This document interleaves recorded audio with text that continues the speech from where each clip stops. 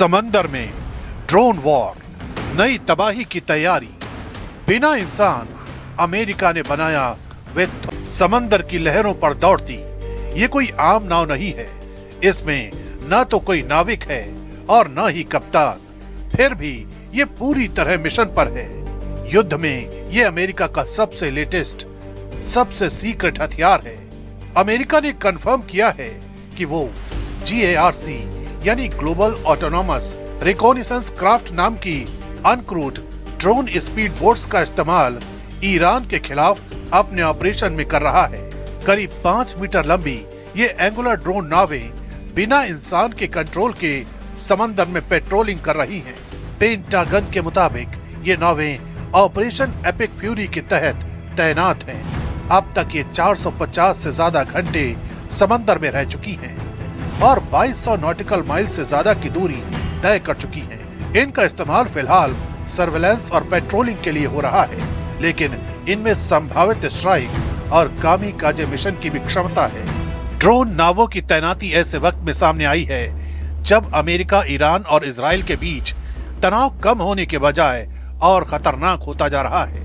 हाल के हफ्तों में ईरान ने खाड़ी क्षेत्रों में ऑयल टैंकर पर सी ड्रोन अटैक किए हैं। हालांकि पेंटागन ने साफ किया है कि अमेरिका ने इन ड्रोन नावों का इस्तेमाल ऑफेंसिव स्ट्राइक के लिए नहीं किया है।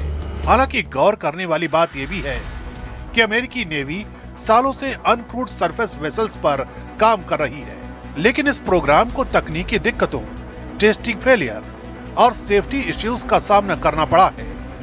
रॉयटर्स की रिपोर्ट के मुताबिक GARC ड्रोन पहले टेस्टिंग के दौरान एक्सीडेंट और खराबी का शिकार भी हो चुका है। समंदर अब सिर्फ जहाजों की जंग का मैदान नहीं रहा। Drone speed boats, uncrewed system और ऑटोनोमस टेक्नोलॉजी ने युद्ध की तस्वीर बदल दी है। ऑपरेशन एपिक फ्यूरी में GARC ड्रोन की तैनाती इसी बदलती रणनीति का संकेत है, जहां जंग इंसानों से आगे टेक्नोलॉजी लड़ रही है।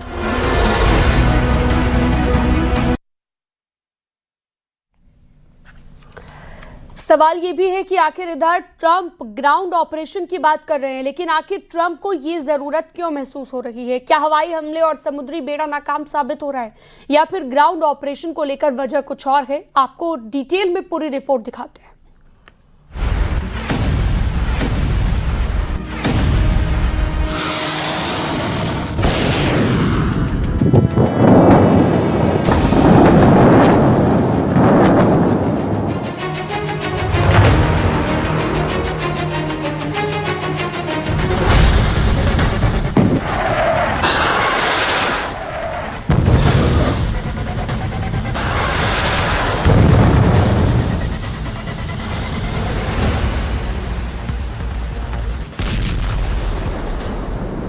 अमेरिका और इजराइल के खिलाफ ईरान का पलटवार लगातार जारी है।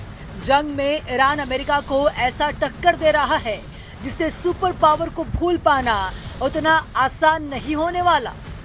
डोनाल्ड ट्रंप का जंगी जहाज F-35 से ईरान की मिनी मिसाइल टकराई। पल भर में आग की लपटों का निवाला बन गया ये जंगी जेट। इसके बाद ट्रंप की दूसरी हवाई शक्ति F-15 का भी कुछ ऐसा ही असर हुआ। हवा में ईरानी मिसाइलों के आगे ये भी पस्त होकर अस्त हो गया। जबकि F-15 लड़ाकू विमान दुनिया के सबसे खतरनाक लड़ाकू विमानों में एक माना जाता है। ये फाइटर जेट बड़ी तादाद में हथियार ले जाने में सक्षम है। इसके अलावा अमेरिका का एक KC-135 विमान भी हादसे का शिकार हो गया था। अमेरिका का KC-135 विमान बड़े ऑपरेशन के दौरान लड़ाकू विमानों में हवा में ही ईंधन भरने के काम में आता है, लेकिन एक अभियान के दौरान ये भी इराक में क्रैश हो गया। इसमें कुछ सैनिकों की मौत भी हो गई थी। यानी जिसे ट्रंप हवाई ताकत बता रहे थे, वो आज ईरान की मिसाइलों के सामने खिलौना साबित हो रही है। ईरान की रिवोल्यूशनरी गार्ड्स यानी कि IRGC ने दावा किया है कि उन्होंने मध्य ईरान के आसमान में F-16 को मार गिराया है। इससे पहले अमेरिका का वो F-35 जिसे दुनिया अदृश्य कहती थी, वो भी ईरान की मार से घायल होकर बेस पर रेंगने को मजबूर हो गया।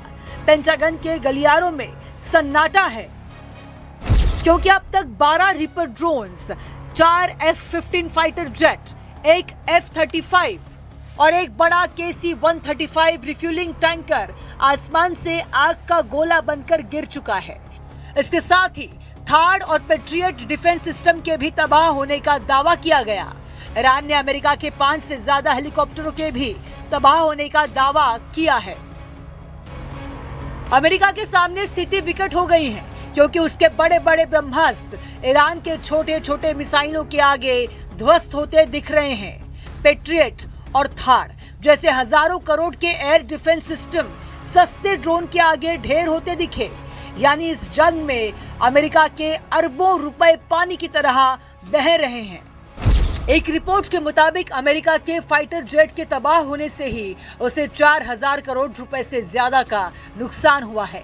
रिपोर्ट की माने तो युद्ध के शुरुआती 20-22 दिनों में अमेरिका का खर्च 30 अरब डॉलर लगभग 2.5 लाख करोड़ रुपए के पार निकल गया है। जंग में ड्रोन जल्दी रिप्लेस हो जाते हैं, लेकिन फाइटर जेट को रिप्लेस करना उतना आसान नहीं होता। उनके पायलटों की ट्रेनिंग में सालों लग जाते हैं। यानी अमेरिका को कई मोर्चों पर नुकसान झेलना पड़ रहा है। उधर कच्चे तेल की कीमतें बढ़ने से अमेरिका में पेट्रोल के दाम भी बढ़ गए हैं, जिससे ट्रंप को उनकी अपनी जनता की नाराजगी भी झेलनी पड़ रही है। ऊपर से हॉर्मुज़ स्ट्रेट में ईरान की पाबंदी ट्रंप के गले की फांस बन चुकी है। इस जंग में ईरान को बहुत नुकसान हुआ है, लेकिन ईरान ने अमेरिका को चोट देने में कोई कोर कसर नहीं छोड़ी है।